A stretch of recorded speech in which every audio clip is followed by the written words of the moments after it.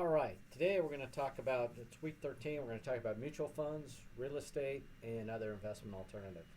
So we've already touched around a bit on real estate and mutual funds a little bit. Other investment alternatives, again, some of those things are going to be kind of beyond the scope of the class, talking about gold and precious metals and things like that. They may be part of your portfolio, but anybody's been watching prices lately, precious metals are way down. But again, as a bit of a hedge, maybe a small portion. I certainly wouldn't recommend the sort of doomsday, sell everything and put it all in gold. That's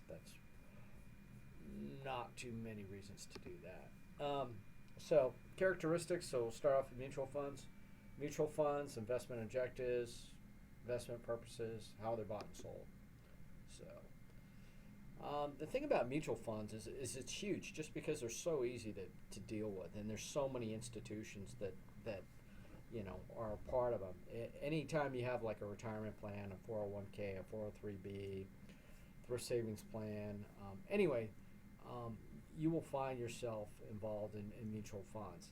Now, most of the time when people say mutual funds, they mean stock funds, but they don't have to be. Mutual funds can be made of a lot of different types of investments, but primarily most people think of mutual funds, they think about stocks or stocks in terms of equities. It's kind of the same thing, but they can also be bonds.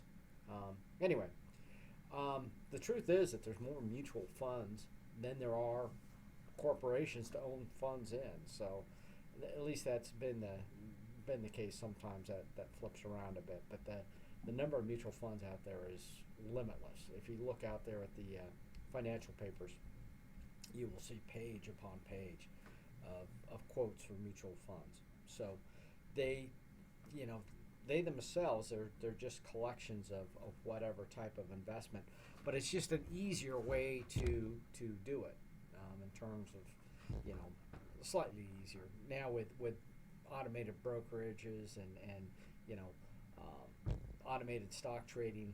It's really not that difficult to do stocks either, but it's kind of a friendly, very user-friendly way of investing because you have, in theory, a manager who's taking care of these investments, kind of the buy and sell decisions.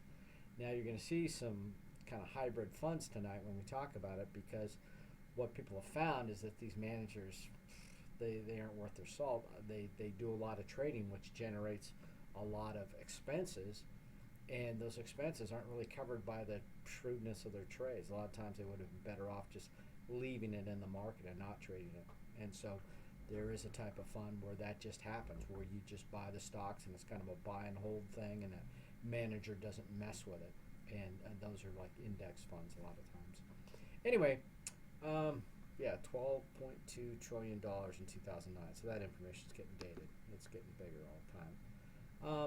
So professional manager, who's the fund manager? Sometimes there's like these superstar kind of guys, but again, they're only as good as their last year's performance. And they certainly can change. Be aware of the scandal involving late trading. Anyway, there's always going to be scandals. The major reasons investors purchase mutual funds are diversification. Like we said, let's say you want to invest in, energy is probably not a good pick right now because it's kind of depressed because prices are low, but let's say you want to invest in retail.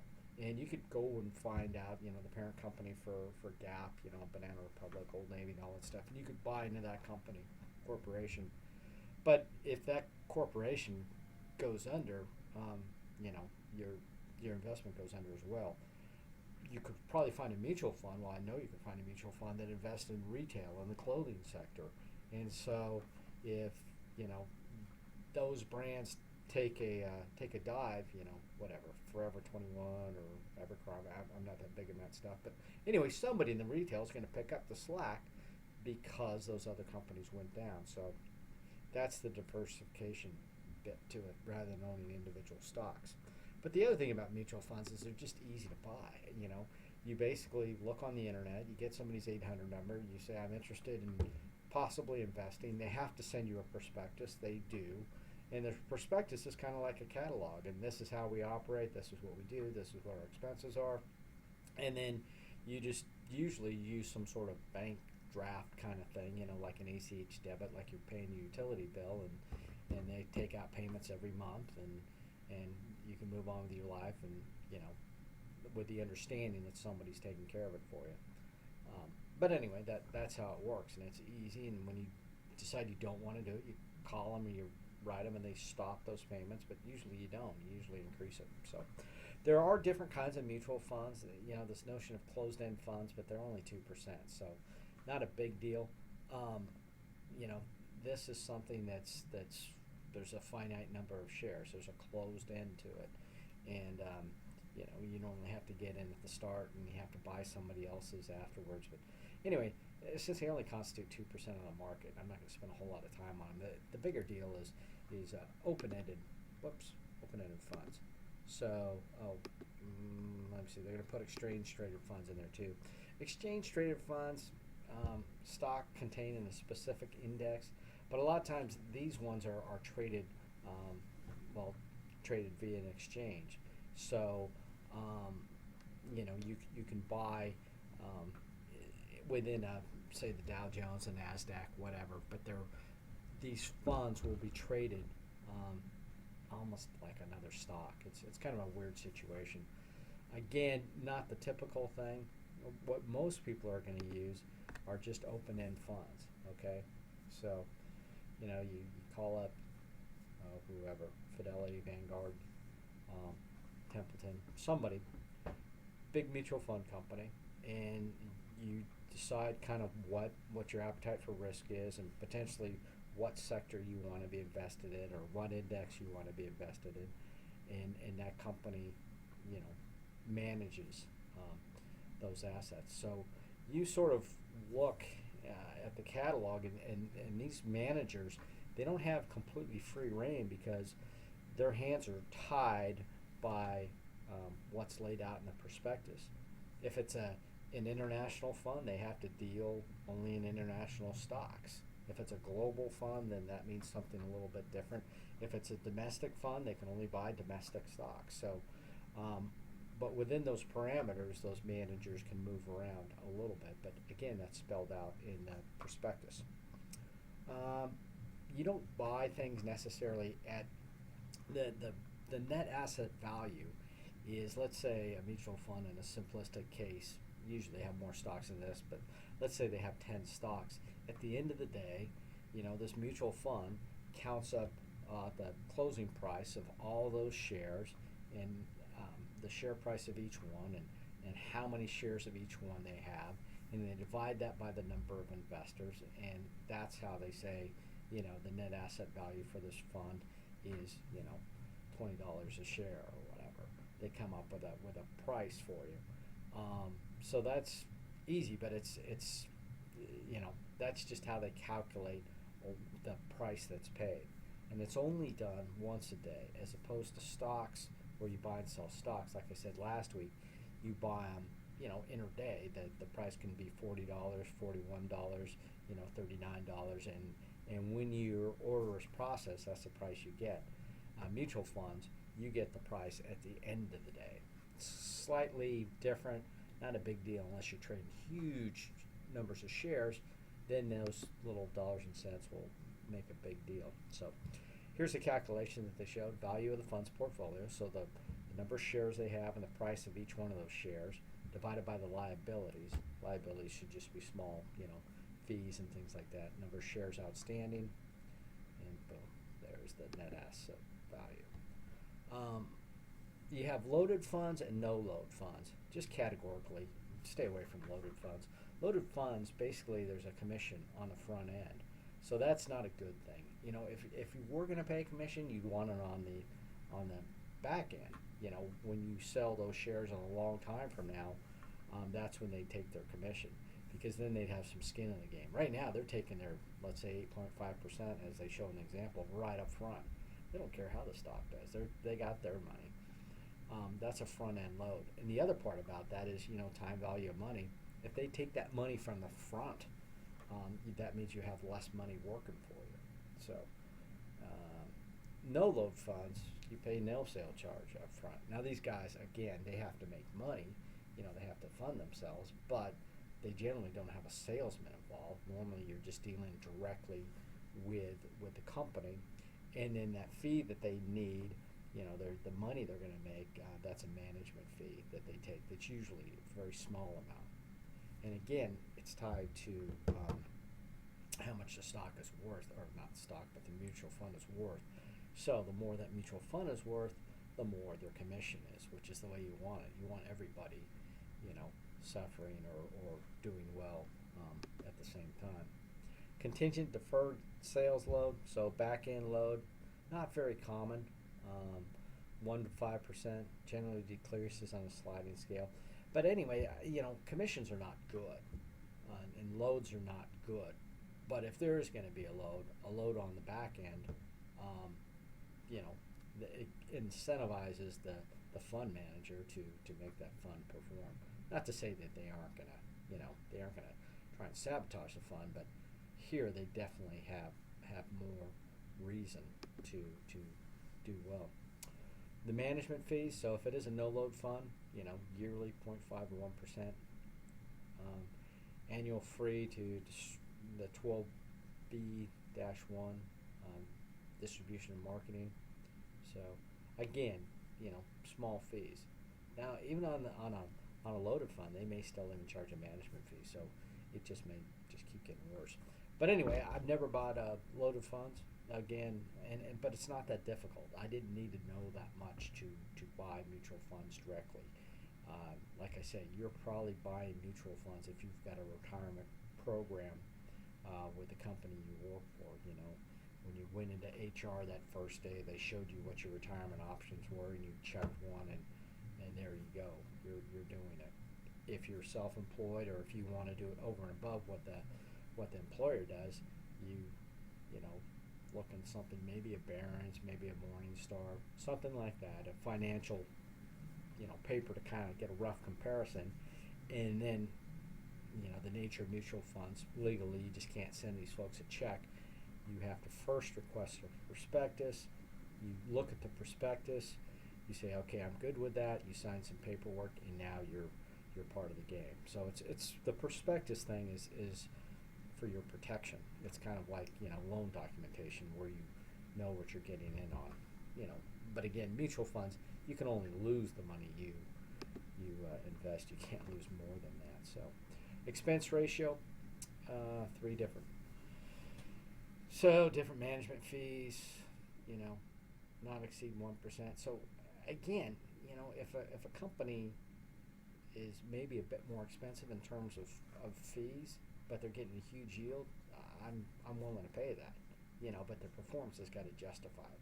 So again, that's where you need to look at a third-party type thing, like a Morningstar or Barron's or somebody like that, to do the comparison. Again, I'm not a fan of Money Magazine or things like that, because a lot of times they'll rate mutual funds historically, and I'm buying the mutual fund now. I don't care how it's going to do in the future, not what it did. And there's always that caveat, past performance does not indicate future yields, yada yada, and sometimes that's very true. So anyway, in a purchase like this, an investment, you want to be forward-looking. You want to get advice in terms of what they think the potential for growth is going to be.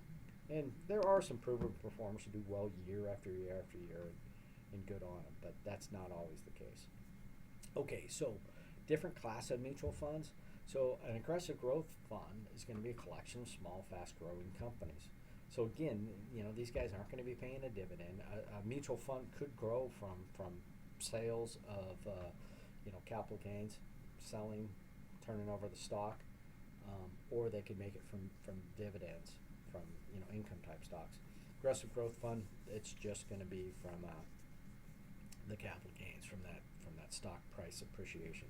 Equity income funds, so companies are paying dividends. Again, if you're in that thing, if you're older and you want a more solid, or you need a source of income and you've got a huge nest egg, that might be for you. And again, you don't necessarily, just because a stock pays dividends, doesn't mean you have to take those dividends in cash. You can reinvest it and be, semi-neutral from a tax perspective. But just the same, you're going to get tax documents at the end of the year for income received. you can choose to pay that from the proceeds from your stocks and say generated that wealth. But anyway, global stock funds. Okay, global and international sounds exactly the same, right? Not in stocks. Global means stock in companies in the U.S. and other countries. Okay, international means nothing within the U.S. So anyway, a global stock fund might be better in the terms of the manager has got flexibility to buy within the U.S. or other countries. But if that's not your thing, if you want to just stay international, then you don't want a global stock fund because their hands aren't tied. They can buy anywhere. Um, Gross stock, so companies with higher average earnings and revenue. So again, a group of companies that are moving up. Index funds. This is when you're buying an index fund, you're basically saying that the managers can't really outperform the market. All they're doing is generating commissions for themselves, and I'd rather just buy a chunk of the Dow Jones, the Nasdaq, some index, and let it go. And that's what they do. So the expenses are going to be very low. And if the yields are good, you may actually outperform because some of these guys that are getting a higher yield, by the time they subtract out their expenses, you don't make as much. So again, it's always controversy, but what they've done is they've found that a lot of these, highbrow managers are maybe not as good as they think they are. Okay, international fund, so that's just foreign stocks. And in large cap funds, big stable companies, 10 billion or more is how they're defining a large cap. So, more of a defensive type purchase, or it can be good. I mean, small stocks don't always make, good money, and growth stocks in a bad market will, they'll be more volatile and perhaps on the downside. So there's a lot that goes into it. You have to, think about where you stand, strategy-wise, and also your appetite for risk. But again, for a typical college student, if there was one, somebody who's not going to retire for 40 years, you probably want to be in something pretty aggressive. And that way you'll get that hopefully 8-10% per year that's going to just make this huge nest egg for you. And if the stock market goes up or down, let it, because you aren't selling today. You're not selling for 30, 40 years. So you got plenty of time to ride out the bubbles. Mid cap, just what it sounds like. Regional, so you can find one that invests in organic sheep farming or something. I mean, anything. And then there's all these like socially conservative, socially responsible funds. Avoid investing in cigarettes. And you can find ones that just are counter to that, the contrary type thing. We're only going to invest in evil things because we believe they're undervalued because the socially responsible people won't invest in them. So, capitalism's a great thing. There's something for everybody. Small cap funds, sector funds. So I'm working backwards there if you didn't notice. And regional, same. So you can find that's why there are so many mutual funds out there. Again, I'd stay away from some of the more exotic ones. I'd find something that you can kind of, there's logical reasons why that, industry should be going up if you're looking at a sector, or internationally. That's always a crapshoot. Those things, just when you think they're going one way, they go the other. Bond funds, if you invest in something called junk, you're probably going to get what you ask for. So, but you could do well. But again, make sure your return warrants the risk that you're exposing yourself in. Corporate bonds, 5 to 10 years. I would not do that with the interest rates as they are. Intermediate U.S., the rates on that returns are going to be very small. Now, long-term corporate, again, not something I'd want to do. So if there was a short-term bond fund, which I used to have, and this thing was good, but it just did short-term, so interest rate variations didn't matter that much, and it didn't get itself involved in junk bonds. So sometimes that'll work. Long-term U.S. bond, muni bonds, and short-term corporate bonds. So out of this whole group that we've talked about, I like short-term corporate bonds. Muni bonds, if you're one of these people that's like, I absolutely do not want to pay taxes, but again, your yield is going to have that factored in. So, anyway, I've bad mouth bonds enough. Short-term U.S. bonds, rates are not going to be that high. World bonds, bonds of foreign companies and governments. Anytime you go international like that, there is a bit more risk. There's just a bit more uncertainty. Right now, the U.S. is actually doing pretty well comparatively to the rest of the world in terms of the economy. So I'm not sure I'd go international right now. Asset allocation funds. So this type of thing and balance funds. So asset allocation funds, you can again kind of put this thing in the hands-free mode of investing in a life cycle fund, let's say, where it's going to be, I'm young now, it's going to be all growth funds. I'm young now, right? Anyway, all growth funds right now, and then as I get older, it's going to be, switching to more conservative investments, and then by the time I get close to retirement, it's going to go to very conservative investments because, I'm not going to be affected by the bumps. So again, if you want that and you trust it, then that'll work. But anyway, they can have stocks and bonds all under the same fund, and that's like a balance type fund. So conserving principal and providing income. So if you're risk adverse, then balanced fund might be it for you. So I'm not that pessimistic. If you haven't noticed, I'm pretty optimistic and more aggressive. But again, I do honestly believe that that's where most of you ought to be, though, at a young stage in your life. Funds of funds, they can do that. They can be, funds that own more funds. I mean, it can just get crazy. Life cycle funds, that was like that asset allocation type thing where I was talking about. Risk oriented, increasingly conservative, Money market funds, interest rates there, it's not going to keep up with inflation. It's more of a defensive move when you think the market's going to be moving quickly the wrong way.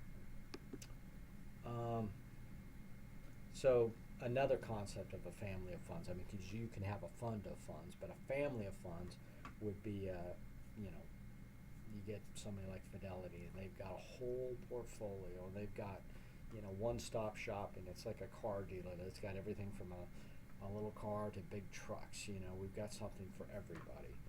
And it does make it easier because, you can deal with one company and you can buy different products within them. Move money from one fund to another. I did do this.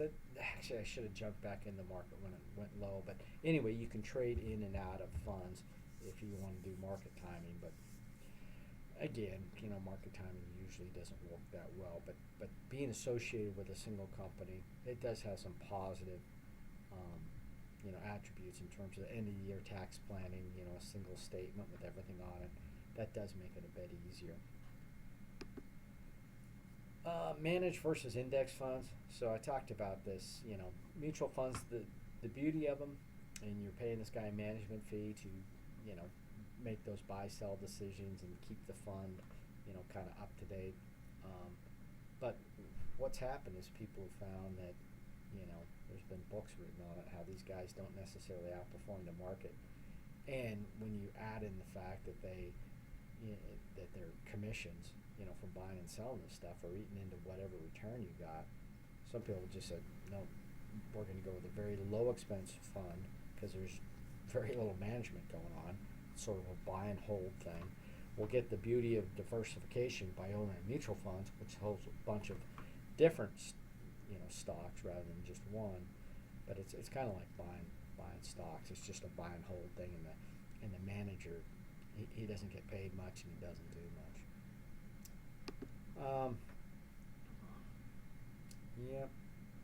And they're just saying what I've said, have failed to outperform the S&P. So low expense ratio down around 0.5% or less. And again, it's kind of a fashion thing. Some managers are on a bad streak. There's going to be certain managers, the Warren Buffett kind of guys who do quite well year after year after year. Where to get it? again, not a big fan of Yahoo, Business Week, Morningstar, Value Line, Smart Money, no. So anyway, out of those, we've kind of come back to Morningstar, and we've talked about Barron's, we've talked about Wall Street Journal. Wall Street Journal, not necessarily going to go that in depth, but Morningstar is that's kind of their bread and butter, and as long as Morningstar is available, I wouldn't go to these other sources.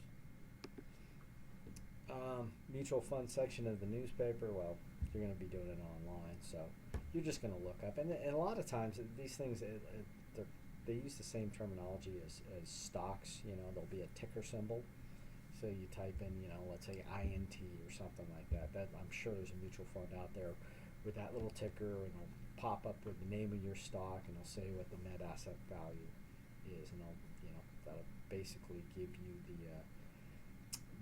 price at a close that day, and then the year-to-date percentage increase or decrease. So again, you got to be careful when you're looking at the yield in terms of the cherry pick the data. A lot of times you'll see the yield, from 2009 forward, it's made whatever percent. Well, how to do from 2007 to 2009? Everything went in the tank. So be particularly, whatever. Just make sure you're comparing.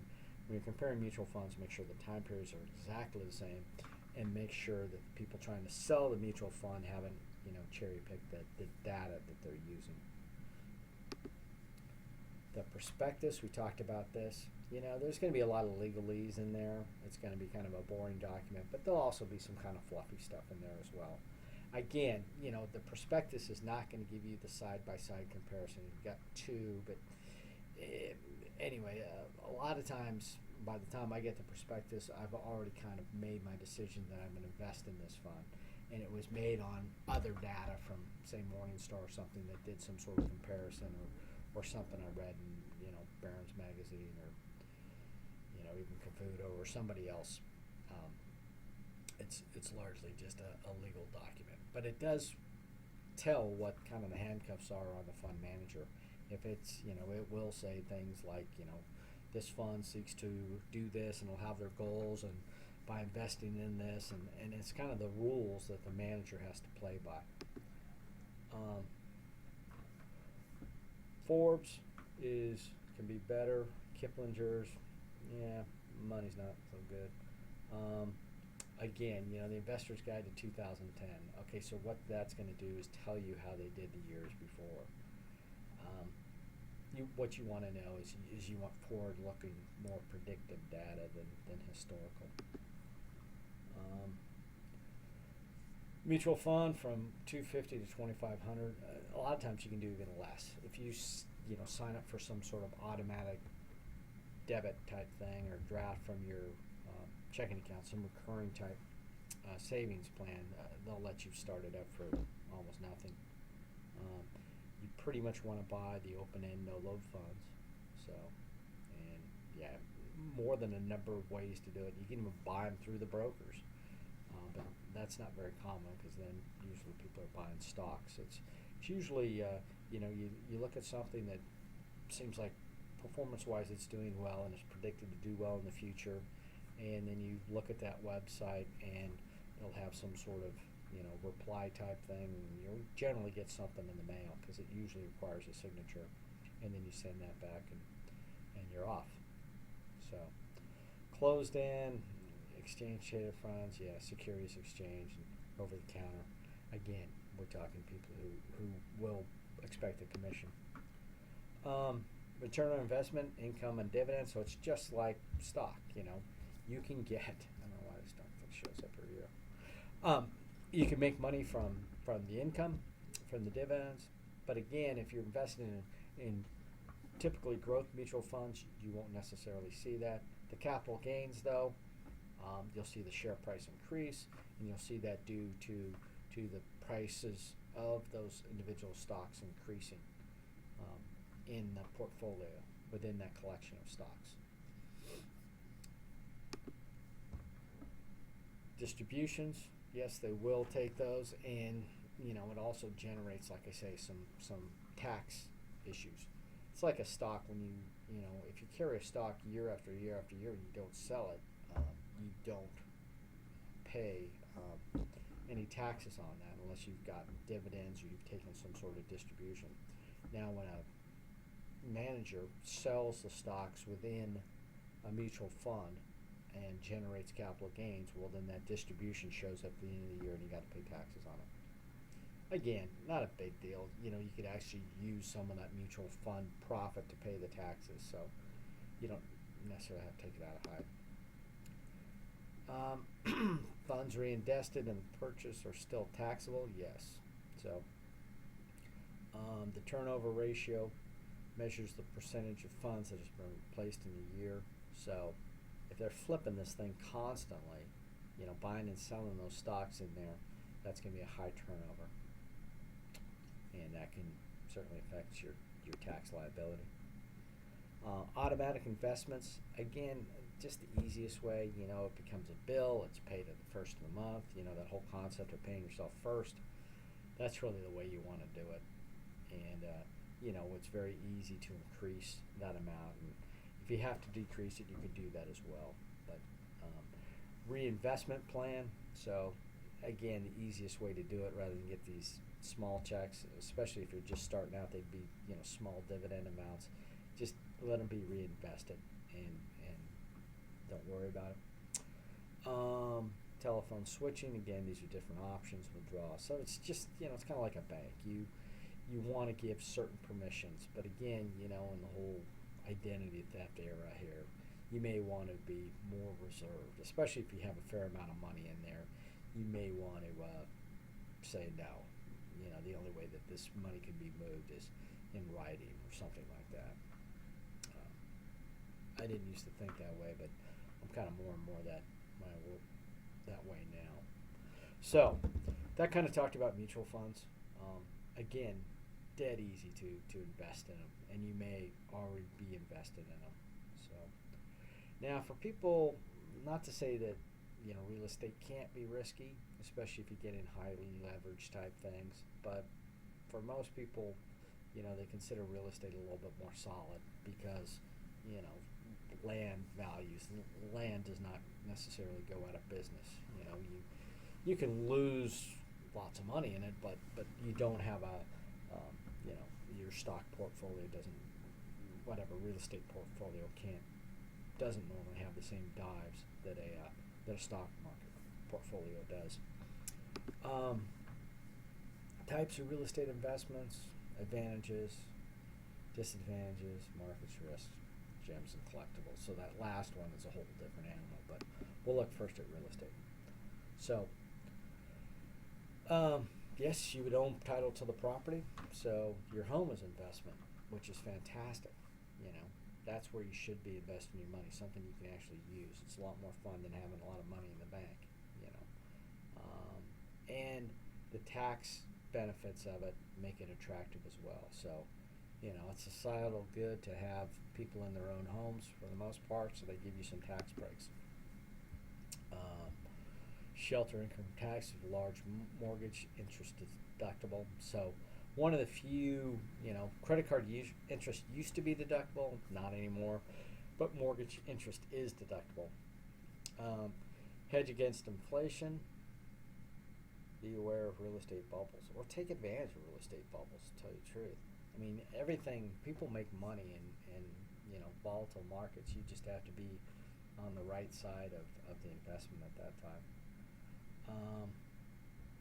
Housing prices have tumbled. So even in the time that these guys have written this, this is largely becoming out of date. Prices have gone back up in most of those volatile areas. Not Detroit, but anybody who bought in Detroit, I'm sorry. Vacation home, you can do that as well. Now there's going to be limits on, if it's a second home, if you use it as a rental property, you can't do it more than 14 days a year. You can't write off the mortgage interest and property tax. So, but if you are going to need or if you have a cabin, for example, and you aren't renting it out over those limits, yeah, you can certainly use that as tax deduction. commercial property, so land and buildings that produce lease or rental income. The deal with commercial property is it's going to be, it's a little tougher in terms of like the interest rates are not going to be as low as home mortgage rates. And, it's a little more volatile. People don't always need to be in business. People always need some place to live. Now, if they're talking about, and we've got different kinds of commercial properties. We've got, business properties, and then we also have, duplexes and apartment buildings like they're referring to. So it can be different things, buildings and stores versus residential type property. Residential property, like I say, people are always going to need a place to live. Stores, businesses, sometimes they can close up in mass. The smartest way for a student or somebody, again, the stereotypical type student, if you're buying some sort of starter home that you can later use as income property, that will get you a good interest rate. And then when you move on and make it a investment property, they don't make you refinance it. So you can go ahead and keep that low interest rate and move into a larger home and keep that investment property. And if you did it, say, with a duplex, you can buy that property from the get-go and have income property even when you're living in the other side. So will the income be greater than expenses? So positive cash flow, negative cash flow, and the rental income you receive, tax deductions. So passive activities and passive losses. Sometimes you get involved in investments and you want to be a passive investor to minimize your exposure to downward trends. But we'll talk more about that. It gets more complex. Undeveloped land, raw land.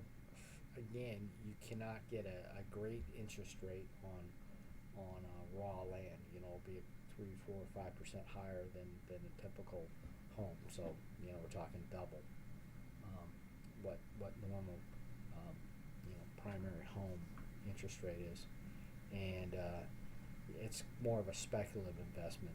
Subdividing the land, and subdivision, that involves a lot of fees, surveying, and just a lot of whatever. They don't necessarily have to let you subdivide, so there's some speculative risk you're taking when you get involved in that. REITs, real estate syndicates, limited partnerships. Sometimes you'll do one of these investments, and what you're trying to do is, like I say, when the market can go down to the point where if it's an investment type property, and your loan is for more, you can not only lose your investment money, but you can lose, you can end up owing even more money, and so that gets in the area where you have passive involvement, and you have a manager who would be the active person. And if you do that sort of scenario, then typically your losses are limited to just what you have invested. So again, if you're in some sort of investment and you're using a syndicate or limited partnership, you want to be clear on what the legal arrangement is and make sure that you don't cross the line, that you don't go from being a passive participant to an active participant, because if you're characterized as such, then the IRS could come after you. It'd be very bad.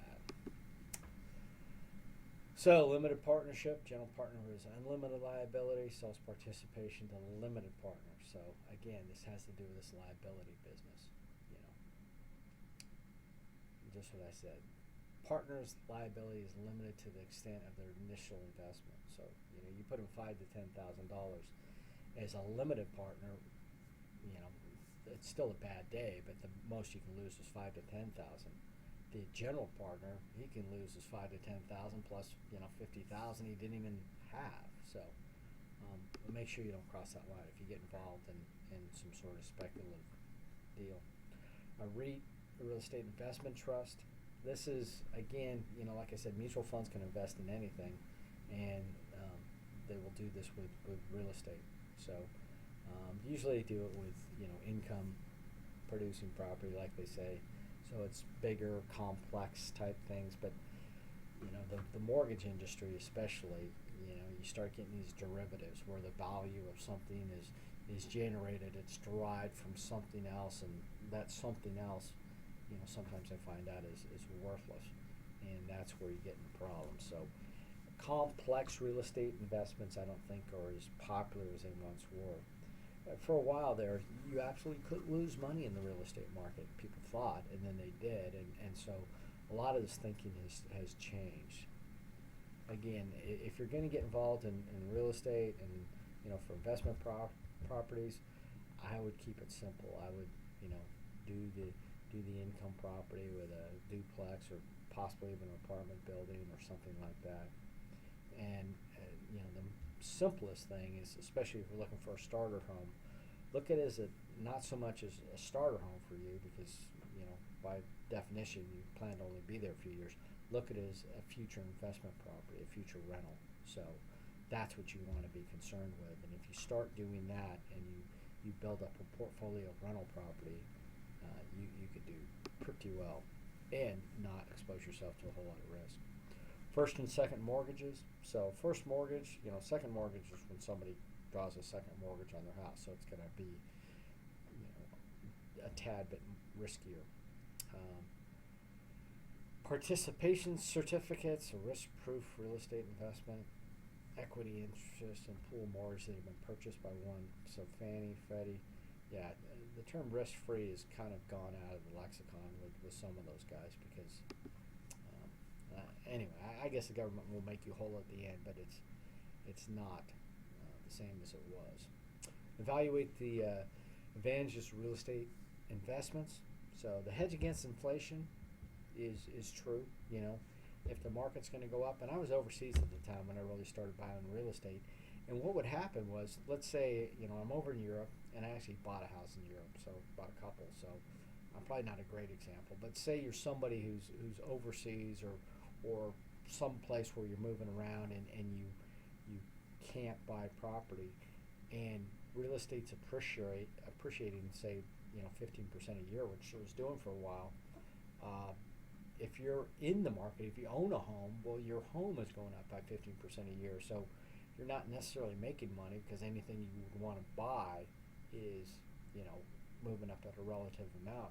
But the person who's just in a rental situation, they're never going to be able to get in the real estate market because they didn't have a stake in the game, and so it's just marched away from them. So anyway, you can do that. The theory about, let's say, buying a dream house, let's say right now you want to buy a home that's maybe $500,000, but there's no way you can get there. So you buy the $250,000 home and hope that the real estate market's going to appreciate. But realistically, is that going to get you any closer? What's going to happen? Inflation kind of hurts everybody. If you buy that $250,000 home and sure enough it appreciates up to $500,000, well, that $500,000 home that you originally, your dream home, is now worth $1 million. So originally you're $250,000 behind. Now you're $500,000 behind. So inflation is not a good thing. Other real estate investments, limited liability. So again, make sure you stay in that capacity. REITs, mortgages, you don't have to go fix toilets and things like that. No management concerns. The deal about financial leverage, again, we've talked about real estate may not go up by a huge rate. That 15% was kind of artificial, but let's say it's going up 3%. If it keeps going up like that, and you've got a bunch of borrowed money, you're controlling like $300,000 worth of property with $30,000 worth of your funds, that's what we call that leverage. Now it can work the same way. It can go down and you can get clobbered, but if it's going up, that leverage capability is huge. Disadvantages: illiquidity, takes a while to sell things, declining property values, lack of diversification, lack of tax shelter. Takes a long time to depreciate in terms of that, and management problems, where you're fixing toilets and things like that. So ins and outs, you'll talk to a lawyer if you're really getting involved deeply in complex investments. In terms of these precious metals and stuff, a hedge against inflation, Can be, but precious metals kind of go all over the place. And safe haven during it should be going up, but it's not. These are pretty rough political times, and prices are dropping. And also, you need a place to storage. You can put it wherever, but you can also get it stolen. There's no FDIC. I mean, granted, with identity theft, you can get your own money stolen, but um, if things really go that badly, I think the people with the guns are going to be able to get the gas. I don't think the person standing there with the gold is going to be able to buy gas. I think he's just going to encourage the person with the gun to come take his gold. Anyway, just me. Precious metals, gems collections can be risky due to price variations. Bullion, gold bullion, stock certificates. So you can do this all different ways. You can buy into mutual funds that control gold, and you never have to take the physical gold or the silver or whatever commodity it is. But again, it's a bit more involved. And just when they decide, this is the way of the future, about 3-4 years ago, everybody thought gold was great. Now the prices are dropping. So silver, platinum, same sort of thing. At least these have more. Well, gold has industrial uses too. So,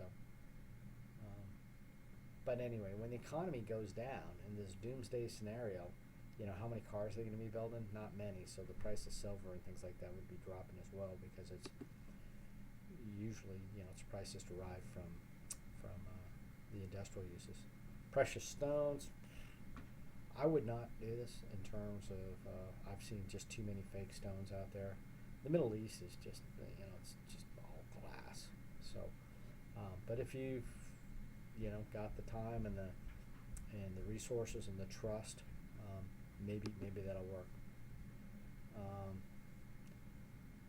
The beers, those folks they control the market. If they decide to change things, the price is directly affected by basically one group, the beers.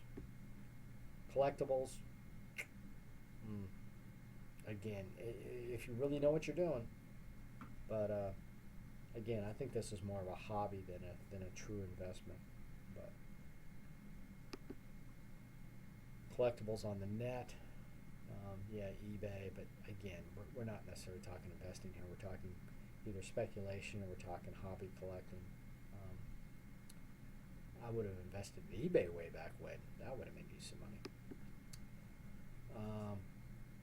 Purchasing over the internet, well, obviously, now cash or credit card. Obviously, these people don't know PayPal, but anyway, eBay is not necessarily, they don't stand behind you. And I've had some issues, and they sent me a letter saying basically it's like buying off classified ads. So regardless of what they say in terms of their buyer protection program, it's not as good as it sounds. So big deal, big takeaways tonight is from your risk appetite, with you're a stock person, I would say you're probably going to end up in that world. But if you're risk averse, if you're not going to do stocks, then real estate would, many of the wealthier people in this world have made their money in real estate, and the tax advantages are there for you. Collectibles, precious metals, I'm not going to recommend that. I mean, I'm not going to say it's not a way to go, but I'm not the person you would talk to on that. That's more of a personal decision, or some other advisor and some expert knowledge you gain from someplace else. But in terms of personal finance portfolio, collectibles and precious metals and stuff, it's not something I deal with. Any questions? Obviously, there's no one there to ask questions, so we'll call it good. And we'll talk to you again next week.